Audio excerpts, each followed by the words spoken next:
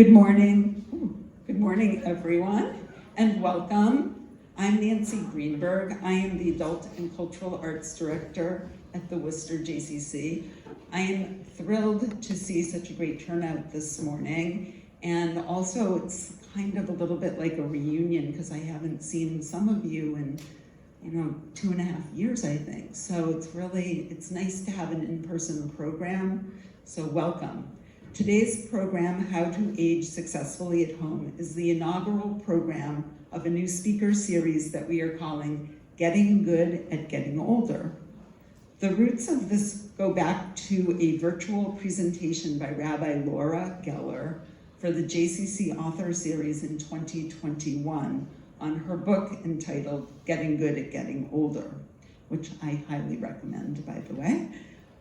This talk resonated deeply with our Central Mass audience, and there was an outpouring of requests for follow-up.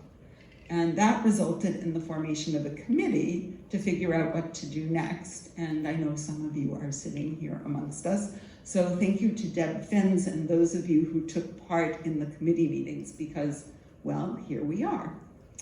It is my pleasure to introduce the Jewish Healthcare Center's LifeCare team. Susan Ritz and Nicole Kanis, who will discuss programs, services, and resources that are available to help you and your loved ones age successfully at home. Susan is a registered and licensed occupational therapist and certified aging life care professional. Her professional training in occupational therapy informs her detailed functional assessments and home safety evaluations. Susan has extensive experience working with clients who have Parkinson's disease and other neurological disorders. Nicole is a certified aging life care professional and a certified dementia practitioner. She has spent her career working with older adults and family caregivers. Both Susan and Nicole are members of the Aging Life Care Association and its New England chapter. And sitting over in the corner is Felicia Vidito, Care Manager Assistant. Before I turn the program over, I'd just like to thank Anne Crendell for always being there and taking care of breakfast provisions this morning, so be sure to help yourself. So please welcome Susan Ritz and Nicole Kanis.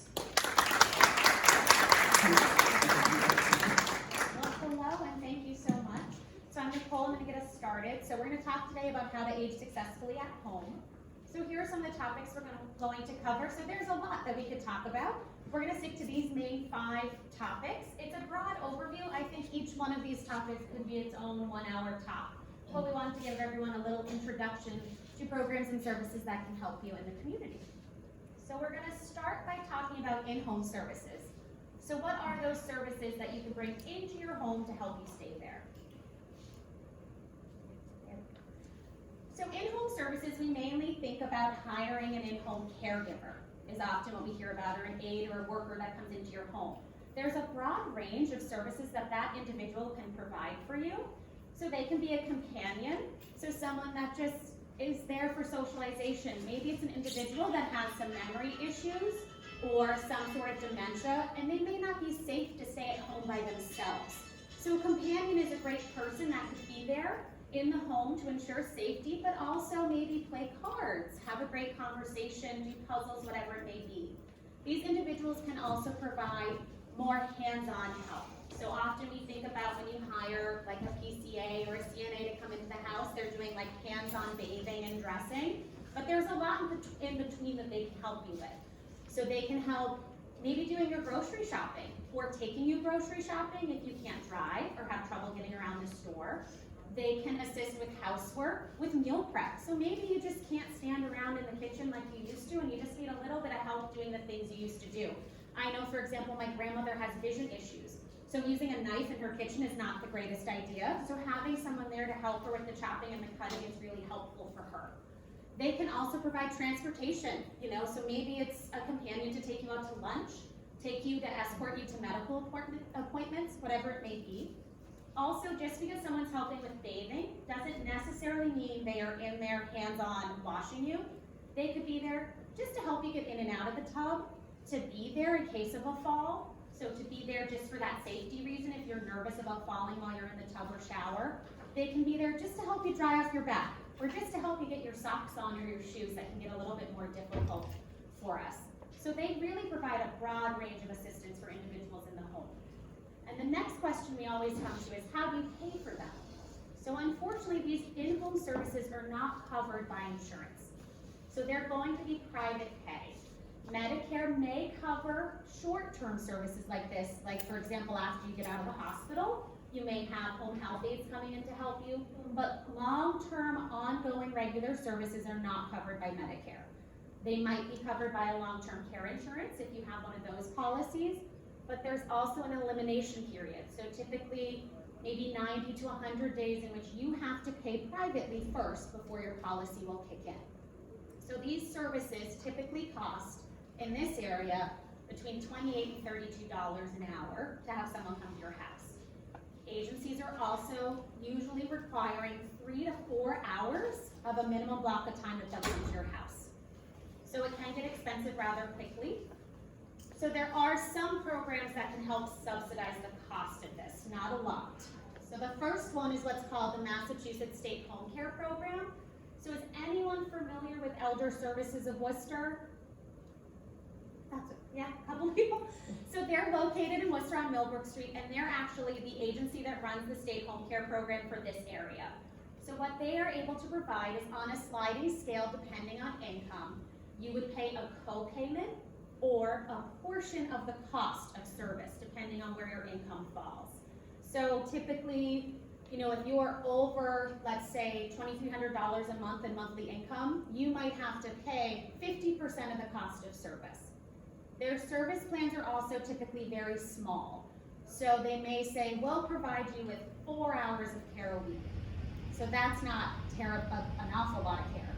There's also a program that will provide more care if you need help with like bathing or dressing, and they might give you up to like 8 to 9 hours of care a week. So it's a limited program, but you know, sometimes any little bit can help someone stay home if there's a little bit of help covering the cost of service. There's also Mass Health, so that's for individuals on a lower income level, and you need to have low assets. So typically, if you're an individual, no more than $2,000 in the bank. If you're a couple, $139,000, and then your income has to be below that $2,300 a month, and then Mass Health will pay for services in the community. So for someone to come into the home to help you, those service plans are much larger. They may cover 20, 30, sometimes even 40 hours of care a week. So that can be a big help if someone qualifies for that. But I know there's an awful lot of people that kind of fall in that middle category, right? Where we're not qualifying for the subsidized programs, and these can be kind of difficult to pay for. So something to consider is a day program. So these are often called adult day health centers. So there's a host of them around in the area, and they're like a drop-off center for individuals that have skilled workers on site to assist with care. So they might run like 9 o'clock in the morning to 3 o'clock in the afternoon. Lunch is served, and then there's workers there that can assist with toileting. If someone needs help getting to and from the bathroom, they can help with that. If someone has medications midday, they can administer those. They can also, some of them actually have showers, so someone can get a shower while they're at the program. And transportation can be provided by a van to these programs as well. These services typically cost for a day anywhere from $70 to $90 a day. So it depends on the level of care that you need, how much it would end up costing. But when you think about compared to having a person come into your house, it is a little bit, I always say it's a better bang for your buck, right? You're getting a whole day of care. So sometimes if you're caring for a spouse that can't be left alone, having a day of a respite or a break is really fantastic. So these day programs can really be a great option. Also for workers coming into the home, some individuals do a live-in service. So that would be someone that comes and stays in your house 24 hours a day, 7 days a week. Agencies offer various models, but typically the individual that's there needs to be able to sleep for 6 hours, typically uninterrupted. And they're there to stay. They can do everything that the individual needs: cleaning, cooking, the hands-on care, whatever it may be. These services are also, they run about $400 a day, although we did just talk to one that was closer to $300 a day. $295. Yeah, so there's different options out there for people who need care to stay at their home for as long as they would like to. Okay, I'll take over now as the occupational therapist. Home modifications. So what kind of small changes can you make at home to ensure that you'll be more successful in staying there? Okay, well, there's the proverbial scatterrug, which we meet with great consternation when I tell people you really should get rid of those, roll them up, and they're beautiful, but they are tripping hazards, especially the ones with fringe on them. So one of the things you want to try to do is look around your home and make sure that your pathways are as clear as possible. And that sometimes means getting rid of scatterrugs. Yeah, and let's see, next we're going to go into bathrooms. Why bathrooms? Because that's where most accidents happen at home. I also want to say that I am a fan of an HGTV show called No Demo Reno. And yeah, and the reason I like that show is it talks mostly about redoing things, but without having it be high cost or without blowing out all kinds of walls. And I'm a fan of that because I just think it's usually not worth it to put thousands of dollars into making home modifications. If you can do them on a smaller scale and keep things safe, that's the best way to go. So, bathrooms. This is just an example of some of the things that we might recommend to people. The handheld showers. This one in particular, I really like. They're called telescoping showers because you can move the piece that you can take off and use in showering. You can put it anywhere you want to or take it off completely. Next is just an example of grab bars. They really are good to have in the tub area and around the toilet. Again, if you can get around just fine, you really don't need to put these in yet, but it's something to keep in mind. Especially with showers, if you still have a tub and there's a big lip on the tub to get over, grab bars are a good idea. Also, if needed, there are shower chairs that can be used. Put in the tub. I'm a big fan of elongated shower chairs because you can sit on one end and kind of scoot your way over, not have to step up over the tub to get in to take a shower safely. And okay, now we'll go on to stairs. Kind of this way. I kind of thought this picture was funny because if anybody can tell me where this staircase is going to, I don't know. It's a great example of railings, but again, I just thought it was kind of a funny picture. If you have a railing, if you do have 2 stories and you're going up and down stairs, you may want to pay just to have someone put in an extra railing on the side where you don't already have one. It makes it easier whether you're going up or down. And on the stairs, I did have kind of, you can buy duct tape. Actually, they have neon duct tape, particularly in yellow and orange, that if you put along the edge of the stairs, it makes them a lot more visible. A lot of people start to have problems with depth perception as they get older. This was a nicer picture that Nicole found. And lastly, there's a stair lift there, which again, I wouldn't recommend putting in unless it was really necessary. But a lot of people find them at some point when they can't go up and down the stairs safely, but they still want to be able to use the upper story of their home. They're a great thing to put in. They can be rented, and actually the rail that goes up is pretty easy to install and uninstall. And they do make some, if you have a staircase with a landing, if you have one that kind of goes around. There are all kinds of ways to adapt these. We recommend dealing with a specialist, a mobility specialist who can help you with that. Also, just be mindful of stairs that might be there going in and out of the house. A lot of people will find it's easier to go in and out of the home and through the garage. If you do have a lot of steps to get up in the front, I didn't put a picture of this in, but there are ramps that can be put in. It would depend upon what the pitch is going to end up being. I've actually seen some people with their front yard completely taken up with a walkway, a ramp up to the house. You have to do what's going to make the most sense. And again, as an occupational therapist, last thing I want to say, lighting.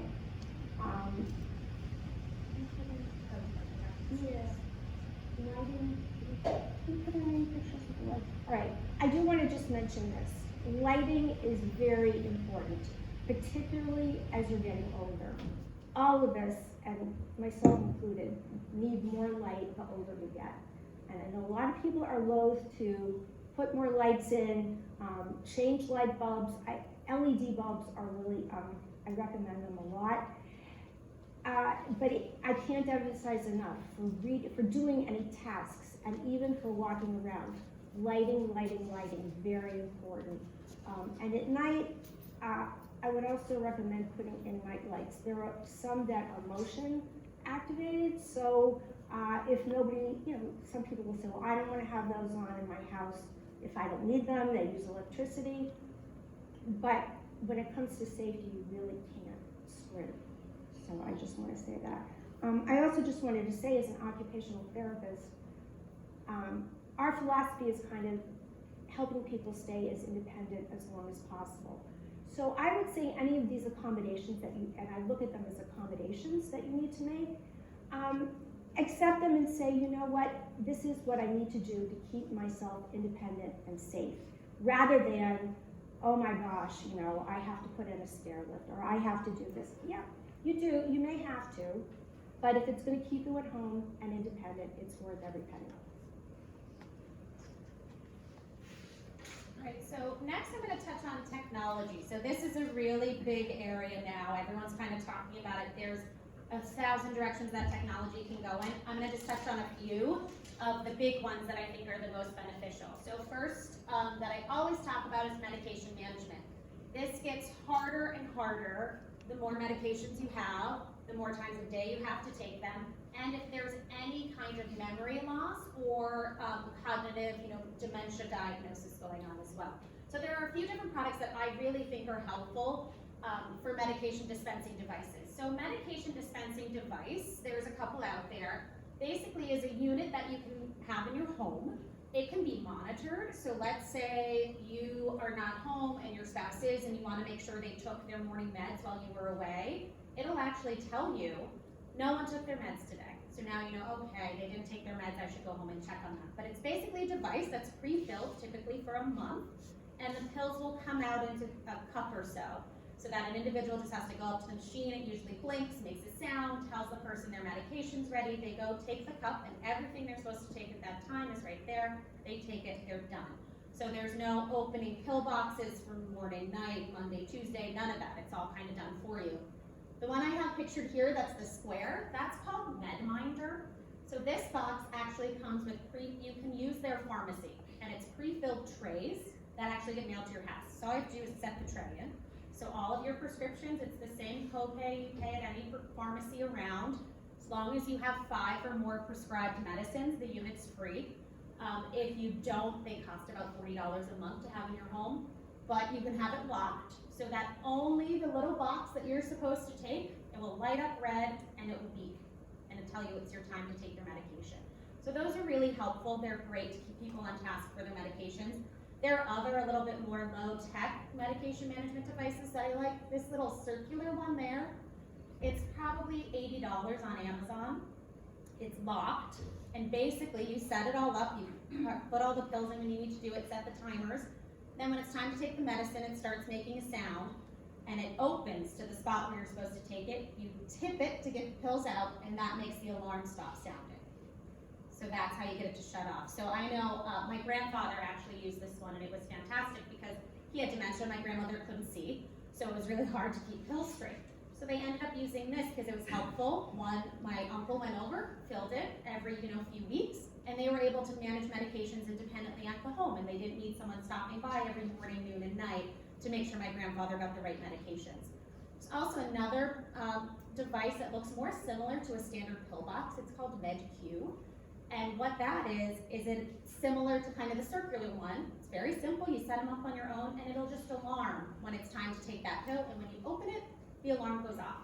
So just, I know I am terrible at taking my own medications and even making sure my kids get their, fluoride in the morning. I'm the worst. I need alarms all over to remind me that it's time.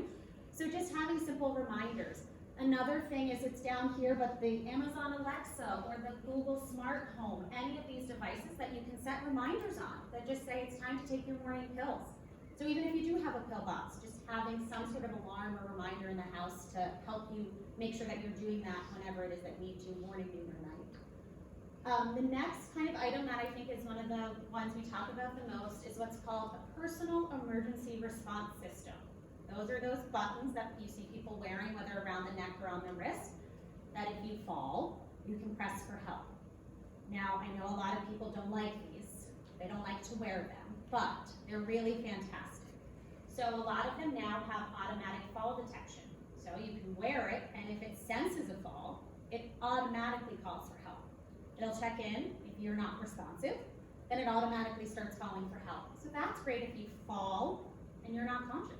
Or you fall and you can't get to your button, right? You've fallen in a weird angle and you just can't get your arm out to press a button, whatever it may be. The automatic fall detections are great. There are different types of units. So some only work within a house. Some are more mobile, so you can wear them out to the grocery store, or if you're out here at the JCC, and they'll still work. And they also have a GPS function. We also highly recommend these devices for individuals who are caring for a spouse with a dementia. Because you might be okay to call for help doesn't necessarily mean that your spouse who has a memory issue could also call for help. So you have to keep in mind, what if something happens to me? Would they know to call 911? Would they know what to do in an emergency if I wasn't able to? So having a button for yourself, even though you are completely capable of doing this and healthy and fine at the moment, having that as this insurance policy, so if something does happen, you're able to get the help that you need in a timely fashion. So next up are GPS monitoring systems. So we talk about these a lot with people who have some sort of dementia. I'm sure we've all heard news stories about an individual who wandered away from the house. No one knows where they went. It's really scary. There are technologies that are available to people that you can have that an individual can wear. So there are watches, kind of like this black one there. All that does is it does live GPS tracking, and it looks like a watch, so the person might be more open to wearing it. There are also, your smartwatch, right? If anyone has a smartwatch, that's going to GPS track me wherever I go. If they carry a cell phone, if they have an Apple and you have an Apple, there's an app built into your phones already called Find My Friends. You can see where that person is in real time. If they don't have an Apple, there's an app called Life 360. A lot of parents use it for kids, but it comes in handy to just track where an individual is. Always with GPS devices, you need to think, what is this individual going to take with them? So there are actually shoe inserts that go in the soles of sneakers or any shoes that are GPS trackers. So you can see where that person is in live time. If it's maybe someone like me who really loves shoes and I'm going to have 1,000 different pairs of shoes, probably not the best option for me, because you don't know what pair of shoes I'm wearing. You don't want to buy, 10 different soles to go in shoes.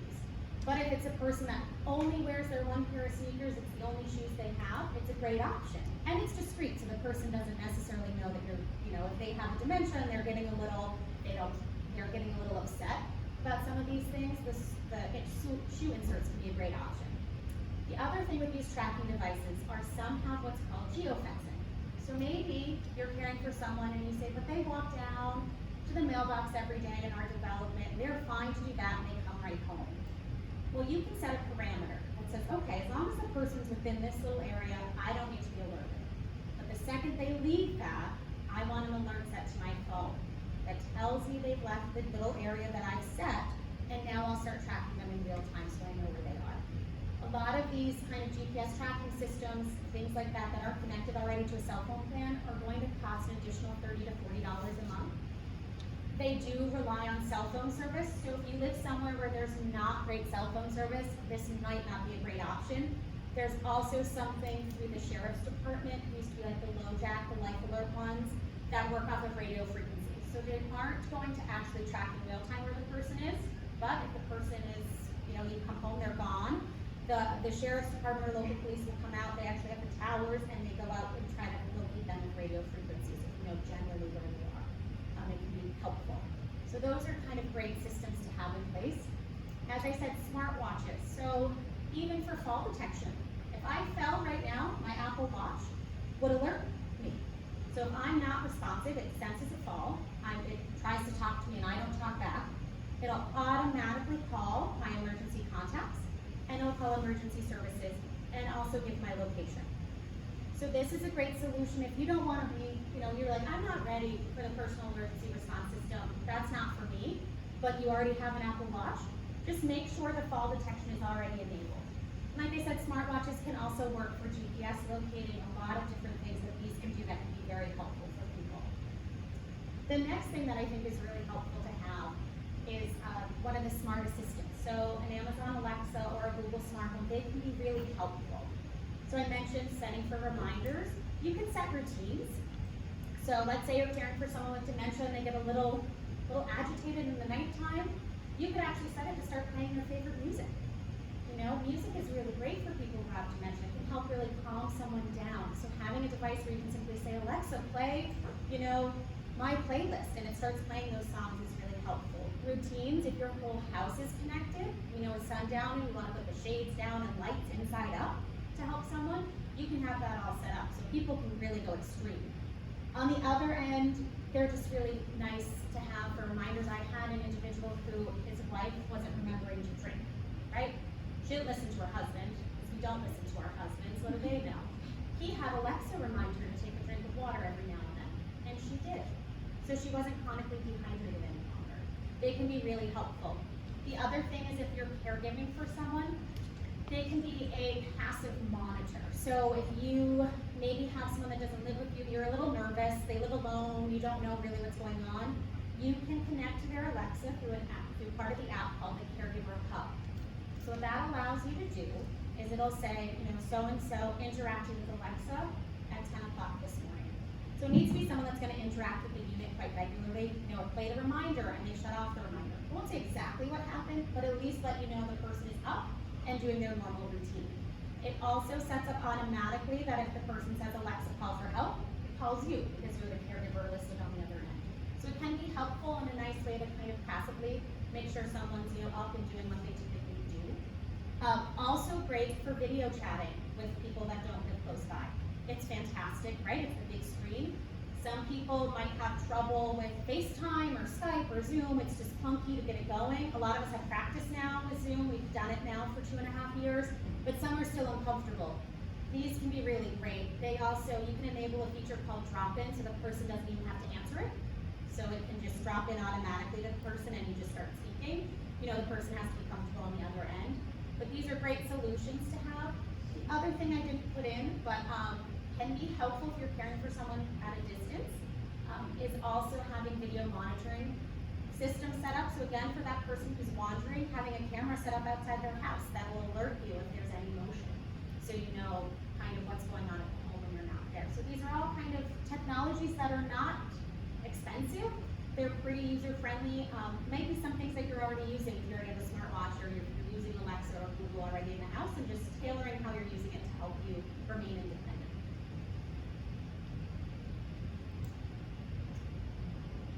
Okay, now for the fun part. When we meet with people, we like to go over what kind of legal documents they have. This is really actually very important. So these usually consist of things, a healthcare proxy, which maybe all of you hopefully have. Everybody really should have one, no matter what age they are. This names a person to be your agent. If you, for some reason, are incapacitated and you can no longer make healthcare decisions for yourself, this is the person who would do what you wanted done, not what they think should be done. So it's very important to have the discussion to let this person know, I've named you to be my agent, and make sure that it's okay with them. We have seen situations where there's been a big surprise, like someone's like, oh my gosh, I didn't even know. And I would just say for those people who are married or in a long-term relationship, it isn't always necessarily the best idea to name your spouse, either, particularly as we get older. So you want to have at least one person named, and you can name an alternate. Wouldn't advise having two people to be your agent. That really doesn't work out very well, especially if they're not on the same page. But again, be mindful that this person knows what your wishes are. These are not always easy conversations to have with people, but they really are necessary. And there is an organization up here called Honoring Choices that provides a lot of good information about healthcare proxies and naming your agent, and even the discussions to have at that point with someone. We also would recommend that you have a power of attorney or a durable power of attorney in place that allows that person that you've named to sign legal documents, to financial documents. It is very separate from healthcare decisions. The other thing, you should, hopefully everybody has a will. It's not quite as necessary, I think, as the other two documents, but, and we also would recommend estate planning for the future. Down the road, if you think at some point, for instance, your money might run out, or you might need to tap into using Mass Health, which is a Medicaid program, work with an elder law attorney on that type of planning. Healthcare proxies and power of attorneys can be pulled off of the internet. They don't have to be crafted by an attorney, but it's not a bad idea to go and see one. Again, we would highly recommend that you see an elder law attorney for these types of documents, and especially if you're doing any estate planning. And I think I would just add to that, a healthcare proxy can be done at your doctor's office. If you don't have one, most doctor's offices have a healthcare proxy form for you to complete while you're there. So if you don't have one, that's a great place to do it. And also the hospital. Or the hospital. Yeah. And also while there, you could fill out a MOLST, which I don't know if you want. Well, I wasn't really going to get the most. There's a form. Well, since you brought it up, it stands for Medical Orders for Life-Sustaining Treatment, MOLST. It isn't usually done though until someone has an illness or is pretty sick, and that's a medical document. It's not a legal document. So that has to be done in conjunction with either a doctor, a nurse practitioner, or a physician assistant. It's not binding in the sense that you can rip it up at any point, but it gets very specific about the type of medical treatment you would or would not want to have. So it would, and it's bright neon pink, and it's supposed to travel with you wherever you go, so that a hospital, emergency medical technicians sort of know what they're dealing with here. Some people don't want to go to the hospital, and that can be specified. So again, it can be, you want everything done to you want nothing done. And it's not binding in the sense that you can rip it up and start again if your health changes down the road. But thank you for bringing that up, Nicole. I would also say, so I think that's it for the. And then just to mention that you should be working with any of these kind of estate plans or mass health planning. So a lot of times people have to plan for mass health because, as we said before, in-home care is expensive, but so is care in a nursing facility. So people have to plan maybe for mass health and how they might be able to set things up in a certain way that assists with the application process for mass health. It is very, very important to work with an elder law attorney with these plans. You might know a great attorney that's great at real estate. It does not mean they understand the complicated rules of mass health. So always use an elder law attorney, and you can go to MassNALA, the National Academy of Elder Law Attorneys, to find an elder law attorney in the area who would be able to assist you with these. So you just want to make sure you're working with someone who has expertise in this particular area. We also work with elder law attorneys frequently, both ways. What did you say? I'm sorry. What did you say? The last thing you said? Elder law attorney. We work with them frequently, so we can recommend people if anyone, because sometimes when you go on a website, you come up with so many names, you're not really sure where to start, so, or who's reputable, who isn't, that type of thing. The last thing I want to go on to is just about staying active and engaged.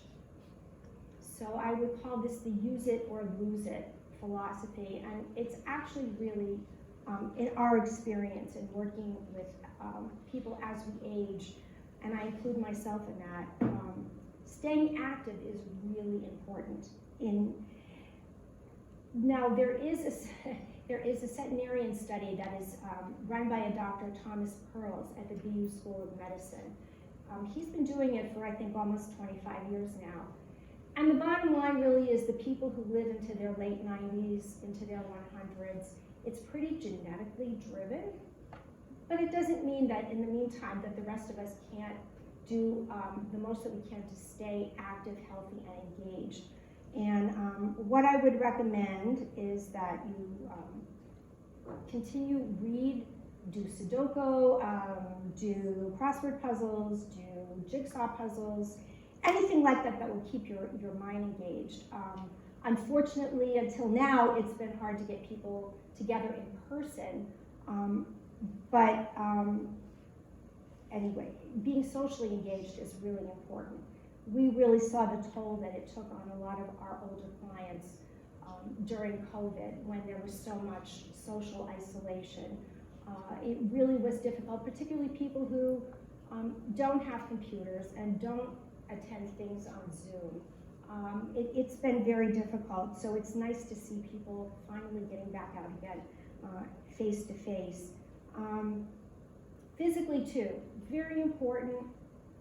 Exercise. Elaine, I'm glad you're here at the back. Even walking, anything that you can do. I'm not talking about going out and suddenly you're going to run a marathon. Just walking a few times a day, a few times a week. Just chair yoga. Anything like that is really, really beneficial. It keeps you stronger, and it helps with falls prevention, believe it or not. And the last thing I would say is try to eat a healthy diet. Something like the Mediterranean diet is a good one. You know, healthy oils, fats. Again, everything in moderation. I say if you want a piece of cake, go ahead and eat it, because especially chocolate, right? Bittersweet chocolate. Anyway, it's all good. And I would just say, here at the JCC is a great place to take advantage of all of these opportunities for socialization, for physical activity. So there are wonderful programs here. It's the beginning of September. Sign up, and I would just encourage everybody, whether you're a member here or not, look into the programming that's here. It really is a wonderful place. And the other places that I would encourage everybody to look at, no matter what town you live in, every town has a senior center. And these are often also wonderful resources for all kinds of activities, for meals with other people, and entertainment. It's just a great opportunity to socialize, and most of their programming is free. So every town, I know Holden, Shrewsbury, Rutland, all of them have senior centers, and I would encourage you to look into tapping into those as well. And then just very quickly to kind of wrap it up, kind of what does an aging life care professional do? So what do Susan and I do, and how can we be of assistance to you? So aging life care professionals, we have expertise in these 8 knowledge areas. But basically what it means is that we can come out and do an in-home assessment, or meet you in our office, whatever makes sense, and really go over a care plan for an individual. Everything is individualized, because what you need is not the same as what your neighbor go over and say, these are the types of services that would be beneficial for you now. Here's what might make sense looking forward to plan to the future, and how we can help you going forward. So maybe it's helping you find those in-home services with a great reputable agency that has a worker that makes sense for you, or finding a day program. If you're thinking about not staying in your home, or it's unfortunate someone's in a hospital, you need help finding placement, we can be helpful there too. We do an in-depth care assessment for individuals. We can stay in long-term to follow that care plan with people, to check in to make sure what in place is still working. We take people to their medical appointments. So maybe you just need another set of eyes and ears in that medical office with you, because it's a lot that happens in a short medical appointment. So we can be there to take notes, make sure that any questions you have beforehand are answered, that you feel comfortable leaving there, and then provide a written summary for you after, so that you know you left that appointment with everything you needed.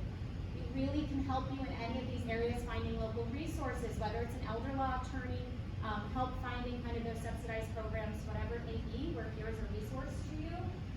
And then lastly, our contact information, so that's for Susan and myself. Those are our direct lines right to our desk and our email. So any questions you have, feel free to reach out to us directly, and we're happy to help you out. And I just wanted to give a little, well, first of all, thank you to the JCC for hosting us.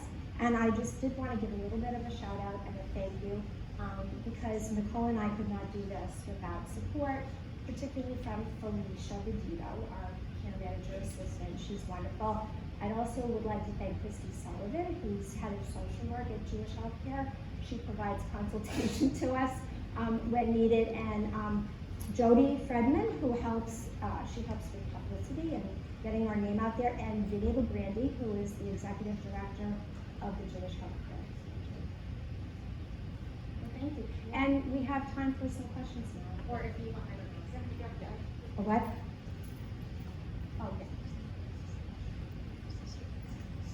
Yeah, this is like a daytime talk show.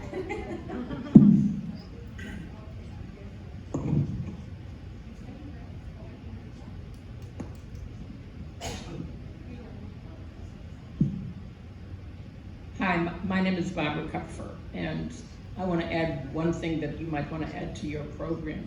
Last year, I injured my foot. I dropped a paver rock on my foot, and I had a hole in my foot. And I'll make a short story out of a long story. And I was in the hospital for 10 days on antibiotics, and UMass at the time just started a brand new program called Hospital at Home. So I needed more antibiotics. I had to be on antibiotics for over a month. So I joined Hospital at Home. All the nurses came in. I was monitored by a physician. It was absolutely wonderful. You can be in your home. It's a new program that UMass has, along with other hospitals around the country. And I think that this is going to be the future of healthcare. So if you're in the hospital at UMass, you can go directly to this program if you qualify. There are certain qualifications. Right. There were more when I first joined, and now more people can join it. So I just wanted to let people know that this is it's available for people. Well, thank you. Yeah, I actually have heard of it, and it's good to know that you have experience with it. I hope it's a concept that will catch on more and more. That's great. Hi, I'm Elaine Solomon. I live in Northborough. Just a quick question. You mentioned a lot of different items, how much certain items might cost. But if you said it, I didn't hear it. Those personal button things, I live by myself, and that's always been a concern of mine. What if? Do you have any idea what those things go for? they're typically like $40 a month, I would say. A month? Yeah, so it's a monthly fee because it's monitored, so the device itself, there's not typically a setup fee, but it's a monthly fee going forward because there's a call center. So if something happens, they kind of check in with you first before sending the whole brigade out to see if you're okay. Yeah. So they monitor them, so it's a fee to monitor the system. And I think the ones that are GPS, so that would work if you were here or wherever, because you're still out and active, those are on the higher end of the monthly plans as opposed to the ones that are just in home. I just want to note too that this presentation can be available to you afterwards. So if you signed up for the presentation by email, we will use your email address. If you did not sign up by email, we have a form right outside in the lobby that you can write your contact info. So you'll have those phone numbers and contact information. And then just to add to, like the Apple Watches or smartwatches, they're gonna cost for the initial setup, the initial product will cost you money, but they're connected to your cell phone plan. So then there's no monthly cost ongoing. I'm curious about availability of help. I had heard that it could be a nightmare to get really good skilled help, and if that's my question. Yeah. You're not wrong, it is hard. I think that we work well with some local agencies. What helps in getting good help in is those longer blocks of time. So often, it's harder to find people for those short blocks, but longer blocks, but you're right, it's a staffing shortage and it's being felt all over the state and the country. It's across the whole industry, really, but yeah, it is a concern. These jobs often don't pay that well, and so it's hard. But we do work with certain agencies, just because we know that they have more availability and they've been pretty reliable, but sometimes they don't have anyone, so. Yeah. And sometimes you might be paying a higher hourly rate for an agency because they're gonna pay their staff more, so then they have more availability. So, I just worked with an agency, for example, that's charging $40 an hour. So it's more, but they can keep and retain staff at a higher rate than other organizations. So it depends, but yeah, you're right. The prices have gone up in general, for in-home services, yeah. I noticed the phone number that you have up there is different than the phone number you have over there. What's the phone number? So that is our main number, and we'll connect you to Felicia for general questions, but we also wanted to provide you just with our direct office line. So if you wanted to contact Susan or myself directly, please ring right to our desk. The number in there is our main number, so it would get you to our, to the Jewish Healthcare Center and then to our division directly. You'll find us one way or another. I'm glad I wore my flat shoes today. Can I ask you a question about the donut hole? I did call my insurance company and they gave me 2 places to call when I hit the donut hole because my medication went from $35 to $266.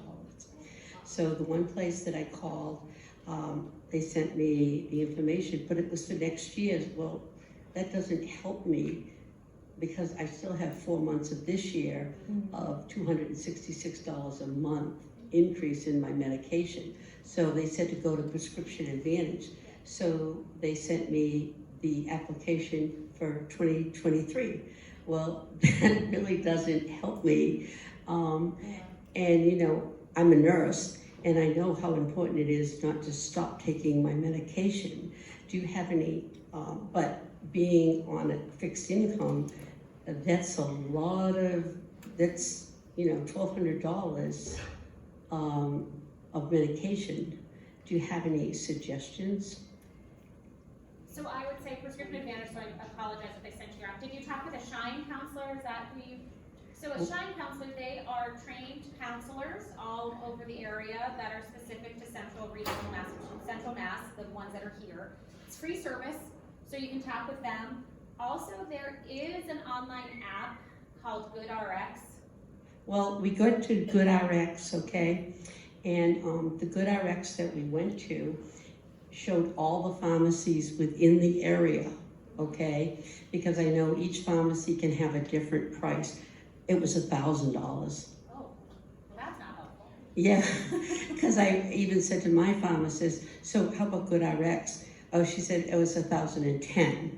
So I said to my daughter, she's familiar with GoodRx. She says, well, let me put every pharmacy in. She says, the 266 is a good buy. I'm like, well, that's not a good buy for me. And even my inhaler went up another $10. So I'm so concerned about all my medication for these 4 months. So the Shine person is. The Shine, and then just looking forward to open enrollment next year, to making sure that your plan is on the formulary, but also looking ahead to Prescription Advantage for next year. Yeah. So, but the Shine counselor can walk you through all of that. And to get them, you can either call typically the local senior center or 1-800-AGE-INFO. And I forget what option it is for Shine. The Worcester Senior Center has a Shine counselor, has several Shine counselors, and you can just call the senior center and make an appointment with a Shine counselor. Because our other medication, I guess if they're 1 and 2 are still 0, this is a level 3 that is the problem. Yeah. And if you have insurance, the Advantage one, you can't get the Advantage. The prescription advantage? Yep. Yeah. If you have medical insurance, you can't get it. Well, open enrollment is about to start next month, I think, for Medicare. I would advise speaking to one of the Shine counselors. They really are the most knowledgeable about all of the Medicare and the prescription plans. So, yeah, I'm sorry, it's a dilemma for everybody. Well, as It's the hard. insurance company said, it's ridiculous, this donut hole, you know? Yeah. It's not fair to the people that are on Medicaid, their insurance has this, but, they gave me other things, and one was low income, and we didn't qualify for that, so.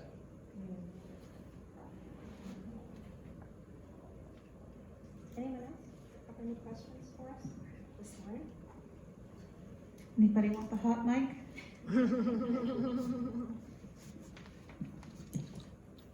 Nancy?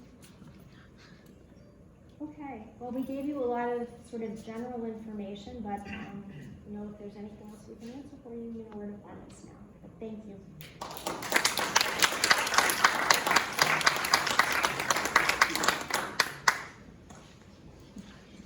So thank you, Susan and Nicole, for kicking off our Getting Good at Getting Older series, and really for all these helpful tips and hints, and for providing us with a roadmap to navigate the services and resources available in the community so that we can age successfully at home. Please be sure to take the brochure on your table. Susan, Nicole's, and Felicia's cards are stapled into those. I also wanted to say thank you to Jody Fredman and to my colleague Andrea Sullivan, who was womaning the hot mic, and to my